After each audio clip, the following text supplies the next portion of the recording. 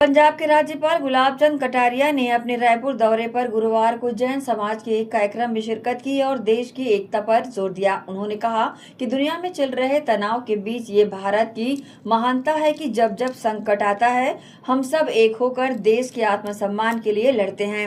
उन्होंने रायपुर में जैन समाज के मंदिर और दादाबाड़ी में आयोजित कार्यक्रम में भाग लिया, जहाँ उन्होंने दाताओं द्वारा 250 लोगों के लिए घर बनाने की सराहना की। कटारिया ने कहा कि देश जिन भी चुनौतियों या युद्ध जैसे माहौल का सामना कर रहा है उसका दृढ़ता से सामना किया जाएगा। ऐतिहासिक संदर्भ उन्होंने 1965 में लाल बहादुर शास्त्री के आह्वान पर देशवासियों द्वारा सोमवार को उपवास रखने का उदाहरण देते हुए देश की एकजुटता को रेखांकित किया। पंजाब के राज्यपाल गुलाब चंद कटारिया ने अपने रायपुर दौरे पर कहा कि आज यहां जैन समाज के एक मंदिर और दादाबाड़ी में आयोजन है। पहली बार मैंने देखा कि उसके ठीक सामने 250 लोगों के रहने के लिए मकान बनाकर उनको दिया जा रहा है।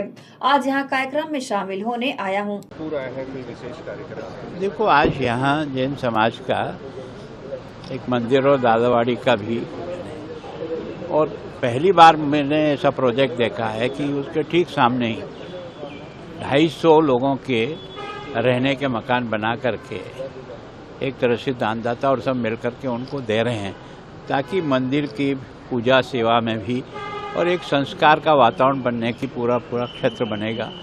तो बापना जी का बहुत आग्रह था कि आप आएँ, तो मैंने भी कुछ एडजस्ट करने का प्रयास किया।